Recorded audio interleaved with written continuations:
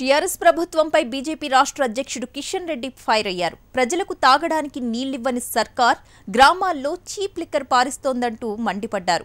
మెదక్ జిల్లా సిద్దిపేటలో పర్యటించిన ఆయన పెండింగ్ ప్రాజెక్టులను పూర్తి చేసేలా ప్రభుత్వంపై ఒత్తిడి తెస్తామన్నారు. ప్రతిరోజు వేల కోట్ల రూపాయల కొత్త పథకాలు వస్తూ ఉన్నాయి. సాగునీటి ప్రాజెక్టులు ఎక్కడ వేసిన గొంగళి అక్కడే ఉంది.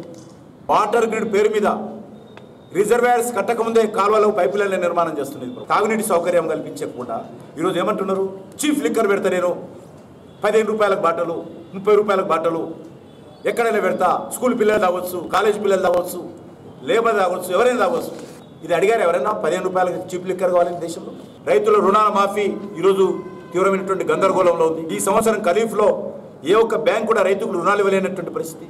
పత్రికల్లో పతాక శీర్షికలు వస్తూ ఉన్నాయి ఈ వార్తలు. తెలంగాణ విమోచన ఉత్సవాలను నిర్వహించకుండా ఈరోజు టీఆర్ఎస్ పార్టీ నోరు మూసుకొని కూర్చుంటుంది. ప్రజలకు ఇచ్చినటువంటి హామీ నుంచి వెనకడుగు వేస్తాం. మజ్లిస్ పార్టీ తెలంగాణ వ్యతిరేకమైనటువంటి పార్టీ, తెలంగాణ ఏర్పాటును విభేదించినటువంటి పార్టీ. ఆ పార్టీతో మీరు కుమ్ముక్కై తెలంగాణ విమోచన ఉత్సవాలు అడ్డుకోవడం. పాము కాటుకు గురైన